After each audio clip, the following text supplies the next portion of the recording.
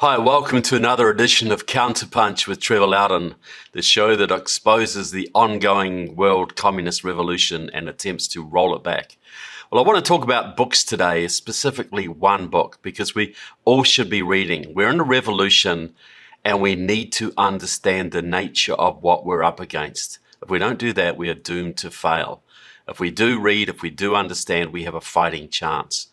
Now, there's some great books out there on communism, great books on revolution. You know, the 9 commentaries on the Communist Party, which you can get through Epoch Times, is a fantastic resource. Diana West's Red Thread and America Betrayed are excellent books. The Black Book of Communism is a classic.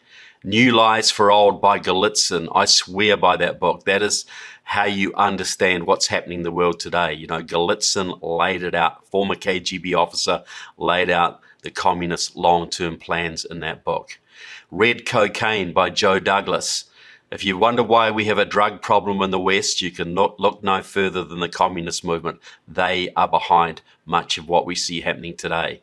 Disinformation by Ion Pacepa, the former Romanian intelligence chief. Excellent work, details how the communists basically control the information flow in our societies.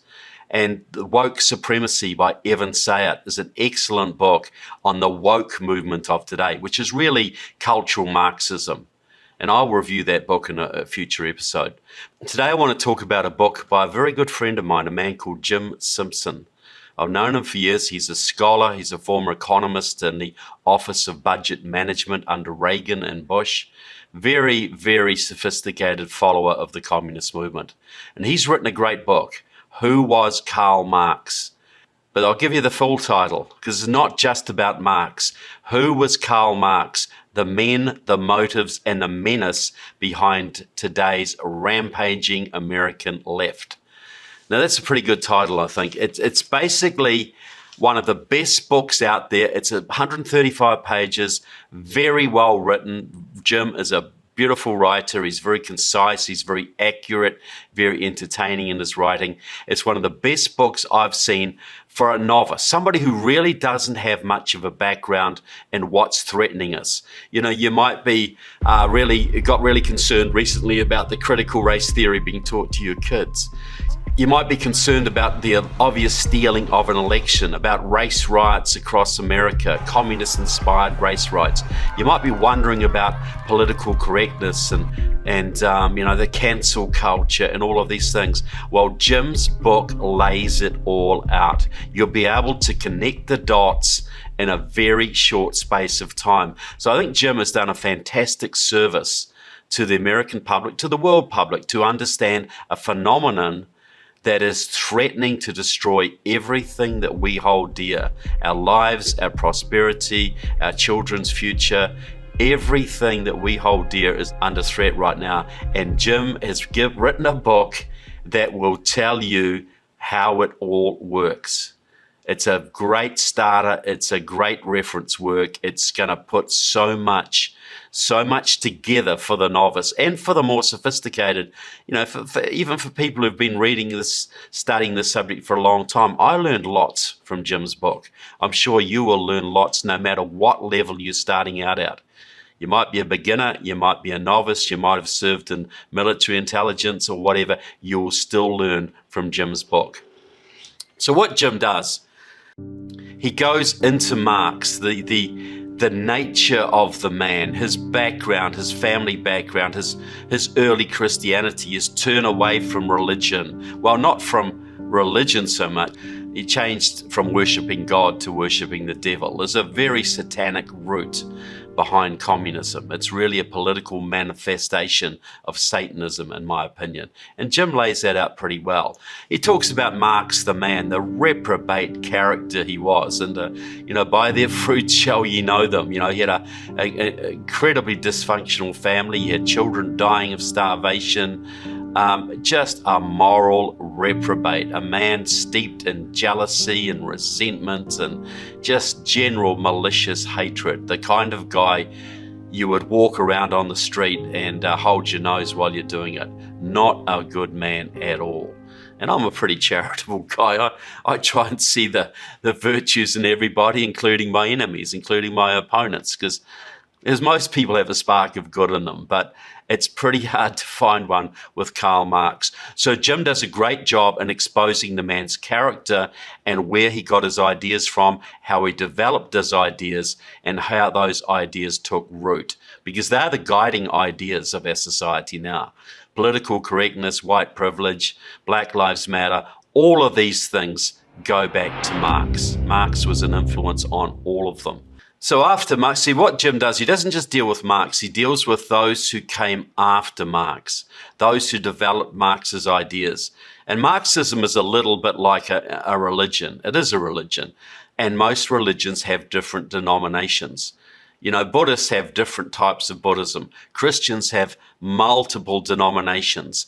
Islam has a whole bunch of different variations. Judaism does too. Every religion has its denominations, its offshoots, and so does Marxism. Jim does some great work exposing Sergei Nechayev. Now, you probably never heard of him, but next to Marx, he was one of the most influential people on the Marxist movement, a big influence on Vladimir Lenin. He was a young public servant in mid-19th century Russia. He formed a clique around him. He wrote a manifesto, the Revolutionary Catechism, which was picked up, was a favorite of Black Panthers. It was a very influential document even today. And what he lays out in a few short words is how to destroy a society. Because his whole thing is to bring man to paradise on earth. First, you have to make things so damn miserable. You have to reduce humanity to such a mess, such a state of distress, such a state of complete abject misery, so that they will revolt, so they'll have a revolution and establish the socialist paradise. So Nechayev's idea was to make man infinitely happy, you first have to make him infinitely miserable.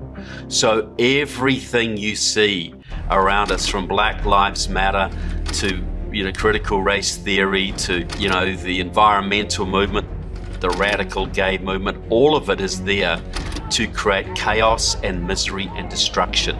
Because to a Marxist, only through chaos and misery and destruction can mankind ultimately achieve happiness and paradise on earth. Sounds crazy, doesn't it? Christians, American constitutionalists, they sort of have this wacky belief that you make things better for people and people get happier. And that makes them want to make things better for everybody else and better for themselves and their families. And you keep on building and progressing, and you start out with maybe a poor society, maybe an oppressed society, and you gradually expand prosperity and freedom, and people get happier and more contented and lead more fulfilling lives. That's the Western view. That is the traditional Christian, Judeo-Christian view. It's a view that most people on the planet hold. You start out in life, you keep on working on yourself and your surroundings to make them better all the time. And although it is not a straight line to progress, you're always aiming to make things better. While Marxists, inspired by Nechayev, had the opposite view. Humanity is corrupt, society is corrupt. Only by destroying everything around you, bringing man to a state of abject poverty and despair and misery, then you can start to rebuild and create a happy man. Well, that's their philosophy, and it's been applied all over the world with shocking results, and we're still yet to see the paradise arising from the ashes. And guess what? We never will. Because people like Nechayev, they understood that yes, we will make man miserable, but there will never be a paradise for them. There may be for us. We will have the riches, we will have the wealth, we will have the power. But the common peasant, the common working man, he is only a means to our goals. And that's communism, folks. That is communism. So then Jim really goes into Nechayev and the influence that Nechayev had on many of the following communist leaders.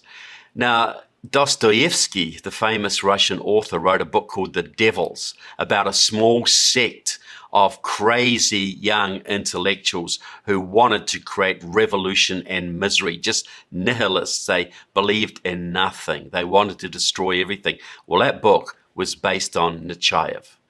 Dostoevsky himself was a radical who went to jail, experienced a conversion, and became a conservative and an upholder of civilization.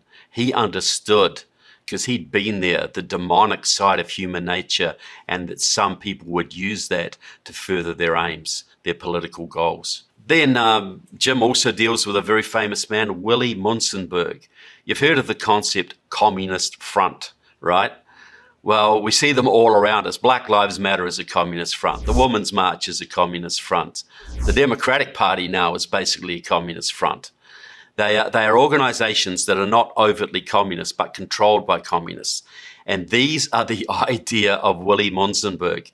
He started out as a communist, a German communist in the 1920s, went to the Soviet Union, and basically sold the communists on the idea of setting up all these front organizations all through Europe and the United States, hundreds of them in the motion picture industry, in the arts and sciences, everything.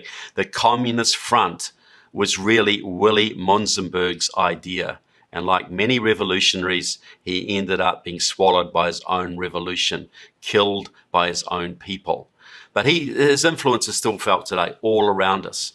He looks into Lukács, he looks at the Frankfurt School, the famous German communists who fled Nazi Germany in the 30s and set up at Columbia University in Berkeley, etc., who invented political correctness, who invented the cultural Marxism that we see all around us today.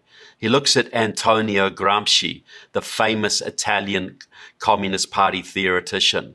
I've dealt with Gramsci before. He's really the inspiration of Democratic Socialists of America, the Bernie Bros, Bernie Sanders movement.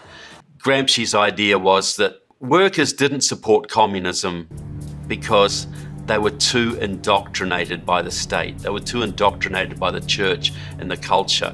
So to get people ready for communism, communists had to go into the church, into the movie industry, into culture, into sport, into government, into the unions, into every institution of society, and take it over and change the people's consciousness. We are seeing that everywhere today. The Bernie Bros are a classic example. These young kids, all fired up for socialism, have no idea what it means. They are Gramsci's grandchildren. So Jim's bringing all these threads together. We've got to understand these people are all helping each other. They're all guiding each other. They all draw from each other. Just as Christianity, the Gospels, draws from famous Christian writers like Thomas Aquinas and others, Marxism is a movement, a religion that draws from previous people, that shapes, that is constantly evolving. So Jim is looking at all the threads here and making it so simple and so easy to comprehend. There's a lot of talk right now about critical race theory and critical theory. Well, as Jim explains, this comes out of the Frankfurt School, and the idea was real simple. Let's just criticize everything. If you want to have a new society, you have to destroy people's confidence in the old. We have to criticize religion. We have to tear down respect for religion. We have to criticize the government, tear down respect for government, tear down respect for every institution, everything that people look up to. Right now, they're doing that to the military. They're about to start doing that to Ron DeSantis, the governor of Florida. They're going to come after him. They want to destroy him because so many people look to him as a leader. President Trump was a classic example. We see a little bit of criticism for him. Not so much for previous Republican presidents, because they weren't such a threat to the communists as President Trump was. Who are the most criticized Republicans? Ronald Reagan and Donald Trump. Why? Because they were the biggest threats to the communists. So critical theory is you criticize everything about society. You tear it down. You destroy respect for it. You produce children who don't believe in anything, have no idealistic values. They don't believe in their government. They don't believe in their parents. They don't believe in their church. They don't believe in their school system. They don't believe in authority. They believe in nothing, and they're suckers for anything. That is rampant rampant in our society. And critical race theory is just applying that Marxist principle to race. White people are automatically racist. Black people and brown people are automatically oppressed, no matter how rich they are or how many millions of dollars a year they're earning. So critical race theory is all around us. And Jim goes into the people who gave us that. And it ties it in together beautifully. Marcuse, part of the Frankfurt School, a big influence on Angela Davis, the famous communist radical, who's now a big influence on the abolish prisons movement. The prison abolition movement, the defund the police movement is all part of the communist movement. Get all the criminals out of the prisons, let them run rampant on the streets. Defund the police, demoralize the police, criticize the police, attack the police, so they cannot keep society stable. So you get all these criminals running around creating mayhem. The police aren't protecting people, so people lose confidence in the government. That is the goal. People lose confidence in the existing structures of their society. That's preparation for revolution, for a change in the social order. Jim did a lot of work on Cloward and Piven back in the day. These were two academics from New York, both members of Democratic Socialists of America, America's largest Marxist group, and they had this brilliant idea. Let's get everybody in New York on welfare. Let's just overload the welfare rolls until the New York government collapses, and then we can have socialism. Rudy Giuliani called them out personally for trying to wreck New York. They were behind them. They applied the same principles to voting. They were behind the famous motor voter laws where you sign up to register your car, you automatically get signed up to register to vote. Their idea was to broaden the franchise so that everybody voted. Well, sorry, I'm not in favor of everybody voting because some people pay little attention to politics and they don't have any understanding of the issues. I'd rather they didn't vote, thanks very much, because voting is a massive responsibility.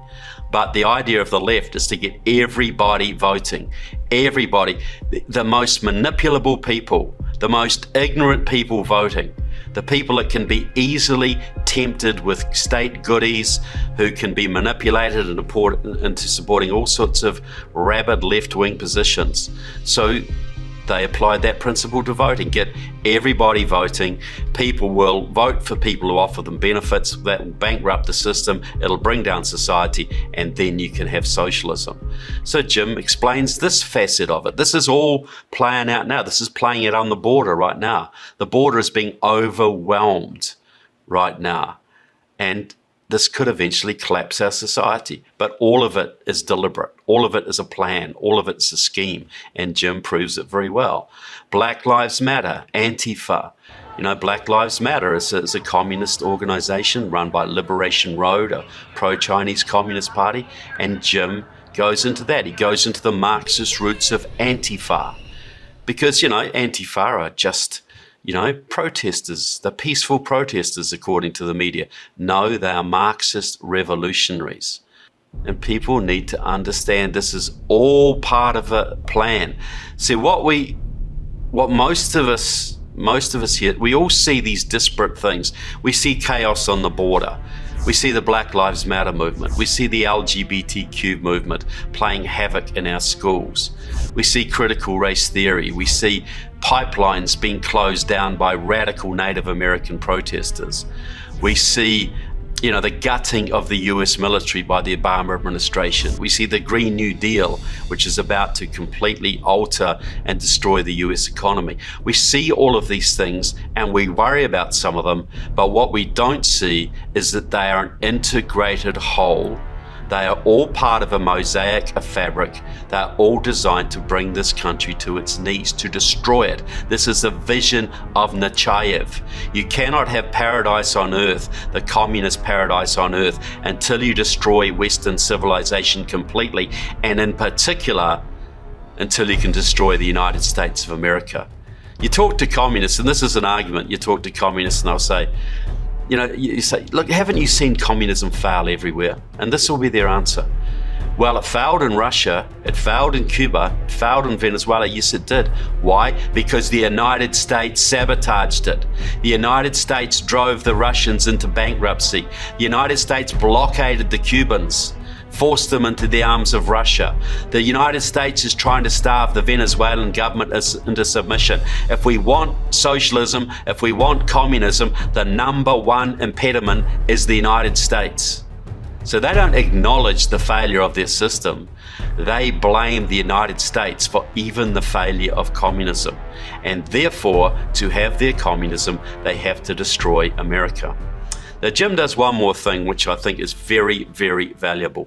We look to China as the leader of the world communist movement right now. And yes, it probably is in many ways. It's certainly a major player. The communist parties around the world look to the leadership of the Communist Party of China. But what Jim points out is the deep importance of Russia, of Moscow, to the world revolutionary movement. We need to understand the Russians have not gone away. They're an integral part of the movement. They're a leading part of the movement. And you have many naive people in the West who think, wow, we can ally with Russia against China. We can try, Russia's going to save us from the Islamic hordes threatening Europe. Russia's really our friend. Couldn't be further from the truth. I don't know the exact leadership structure of the world revolutionary movement. It appears to come from China. But as Jim points out, and I agree, Russia is a very, very integral part of it. And when I say Russia, I mean Moscow. I mean Putin and his cronies. They are very much part of the revolutionary movement. So look, I hope you'll buy Jim's book. You can get it the usual ways, get it online or whatever. It is one of the best books I have seen for a very long time that lays out the threat we are facing in a very simple manner and draws all of the threads together. So buy a copy. Buy several copies, use them for Christmas presents, for birthday presents. They will enlighten people better than virtually anything I've seen around lately, because it's so simply written, it's very concise, and written in a way that anybody could understand and anybody can come away enlightened. So please get the book. I don't get any commission off it. Jim's my friend. But I'd be saying this no matter who wrote it, because he's done a really, really good job. So thanks for watching, guys. Order Jim's book today, James Simpson, Who is Karl Marx? And you won't regret it. So thanks for watching, people. We'll hope to see you soon. God bless America and God bless all of you. Thank you.